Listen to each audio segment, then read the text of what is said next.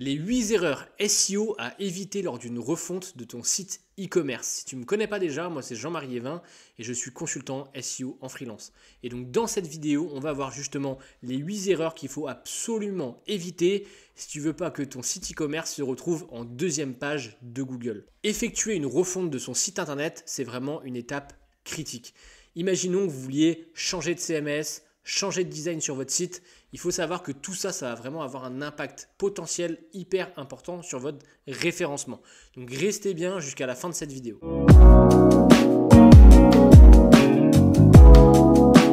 La première erreur à éviter, c'est de négliger le temps que va prendre la refonte. Lorsqu'on effectue une refonte de son site internet, on va par exemple faire appel à un web designer, à un développeur, à un référenceur, à un rédacteur, etc., etc. Et donc tout ça, c'est des choses qui vont quand même prendre du temps et qu'il faut que ce soit bien fait avant de mettre le nouveau site en ligne. Par expérience, il y a déjà des clients qui sont arrivés et qui m'ont dit voilà, moi dans 3 mois, mon nouveau site il est en ligne. Et moi je sais que c'est vraiment un délai hyper compliqué dans les faits en fait à tenir.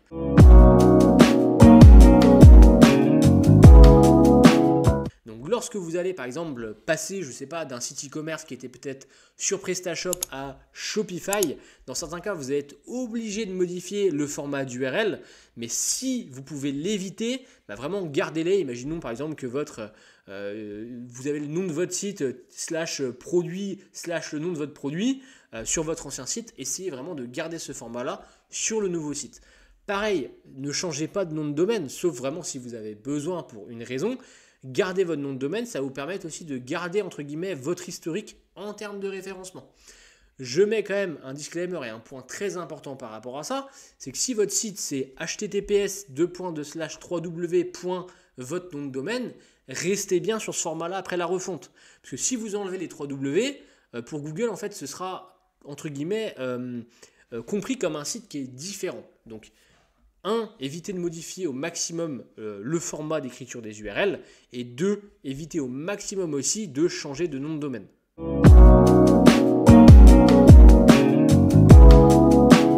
La troisième erreur à éviter dans le sens de ce qu'on disait avant, c'est de ne pas faire de plan de redirection.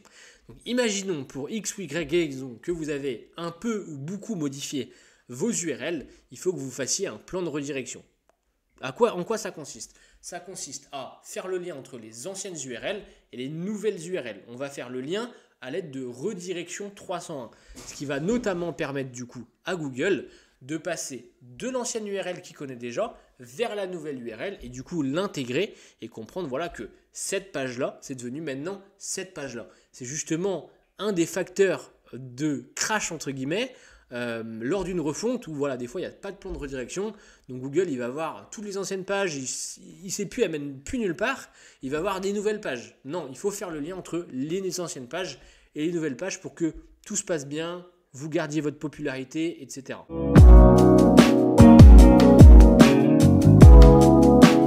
La quatrième erreur, c'est d'indexer le site de développement. Donc lors d'une refonte, le nouveau site il est créé sur un environnement de développement. Comme ça, on peut regarder le site, faire des modifications dessus, etc. Seulement, il ne faut surtout pas que ce site de développement soit pris en compte par Google. Sinon, en fait, vous allez avoir votre ancien site, le site en cours de construction, et du coup, les deux, entre guillemets, vont se faire concurrence parce que finalement, ils auront beaucoup de pages en commun et le contenu sera dupliqué. En plus de ça, ça va complètement mettre Google dans les choux. Donc pour ça, il y a 3 règles qu'il faut appliquer. Donc 1, c'est mettre une protection de mot de passe pour accéder sur le site, typiquement une protection HT-password. Deuxième chose, on met des balises no index sur toutes les pages du site de développement. Et troisième chose, on bloque l'accès du coup aux robots, notamment à Googlebot, etc. On bloque l'accès du coup dans le robot TXT pour que les moteurs de recherche ne puissent pas accéder au site. Donc avec ces 3 règles-là, on sait entre guillemets du coup qu'on est safe et qu'on ne va pas avoir de problème avec le site de développement qui se retrouve indexé sur le moteur de recherche.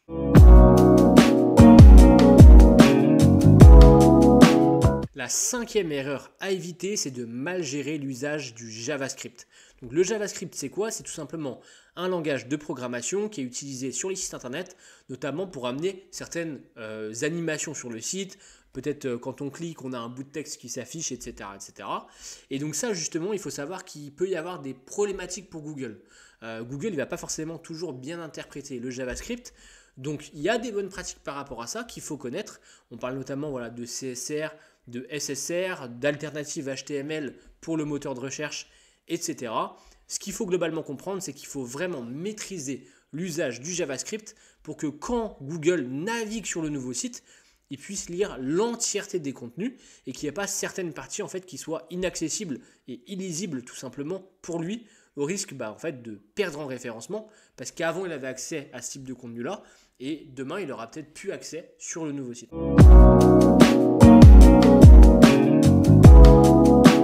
Sixième erreur, c'est de supprimer des pages qui généraient du trafic SEO. C'est pour ça qu'il faut absolument faire un état des lieux de quelle page génère du trafic en amont d'une refonte pour savoir vraiment voilà, quelle page ramenait des visites, quelle page on garde, quelle page on ne garde pas. C'est arrivé régulièrement qu'il y a des refontes qui soient faites, qu'il y a des pages qui étaient jugées non stratégiques et pourtant c'est ces pages-là qui ramenaient et du business et des visites sur le site.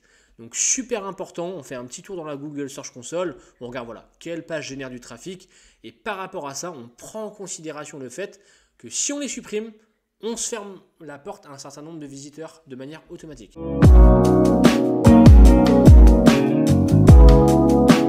Septième erreur à éviter, c'est de ne pas réaliser une arborescence SEO friendly. Donc, qu'est-ce que c'est que finalement l'arborescence? C'est l'agencement des pages au sein du site et notamment au sein du menu.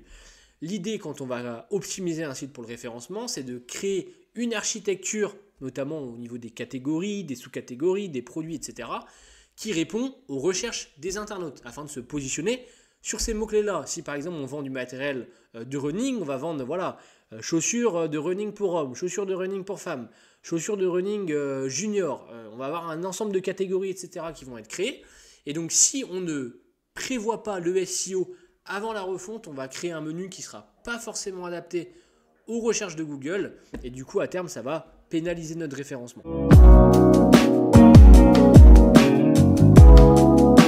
Huitième et dernière erreur, c'est le fait de ne pas se faire accompagner par un consultant SEO. C'est vraiment la base lors d'une refonte. Là, j'ai cité notamment 8 critères, mais il faut savoir qu'il y a encore plein d'autres choses, plein de bonnes pratiques de référencement à respecter. Et si demain, vous vous lancez dans une refonte en vous disant, voilà, on va juste changer le design, on va juste changer de CMS, sachez que les détails ont leur importance et que Google peut vraiment bien ou mal juger votre site lors d'une refonte et ça peut amener à des divisions de trafic par 10, par 20, par 30, je ne veux pas vous faire peur, mais ça arrive très régulièrement. Sachez tout de même que lorsque vous effectuez une refonte, vous avez généralement une petite baisse. Et après, au bout d'un mois, ça a tendance à remonter lorsque les redirections sont bien prises en compte. Donc vraiment, la 8e erreur, c'est de ne pas faire appel à un consultant SEO. J'espère que cette vidéo vous a plu et que ces contenus-là seront utiles pour vous. Évidemment, je propose des prestations de référencement naturel. Si ça vous intéresse, n'hésitez pas à me contacter par LinkedIn ou directement via mon site en description. En attendant, je vous dis à la prochaine dans une prochaine vidéo. Ciao!